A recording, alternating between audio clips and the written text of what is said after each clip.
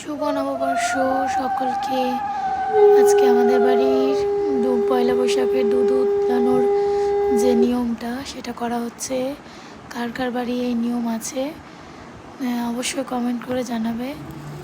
এই দেখো, আসলে আজকে এবারকার সরাটা একটু বড় হয়ে গেছে, আর আমাদের 1 পোয়া দুধেরই দুধ উতলানো হয়, সেই জন্য একটু ফুটতে সময় লাগছে উতলাতে। পাটকাঠির জাল কোনো দিন এরকম করিনি, তার জন্য একটু অসুবিধা হয়, বারে নিভে যাচ্ছিলো। তাও এই উতলে গেলে তারপরে চাল দিতে হবে। অল্প একটু দুধ, আর জায়গাটা যেহেতু একটু বড় হয়ে গেছিলো দুধের তুলনায়, তার জন্য বারে নিভিয়েও ফেলছিলাম। যাক, অবশেষে দুধটা উতলানো হয়ে গেল।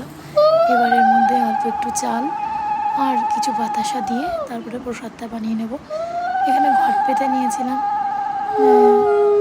ঘট যেরকম আর কি নর্মালি পাতে সেরকম একটু ধূপ ধুনো প্রদীপ, তারপরে কিছু মিষ্টান্ন ফল এসব দিয়ে পয়লা বৈশাখের দিনটা আমাদের ভালোই কাটলো। আর তোমাদের সকলের কেমন কাটলো অবশ্যই জানিও। আবারও সবাইকে শুভ নববর্ষ। বছরটা যেন সবার ভগবান অনেক ভালো রাখে, আমাদেরও ভালো কাটুক। আর তোমরা সবাই ভালো থেকো, সাবধানে থেকো।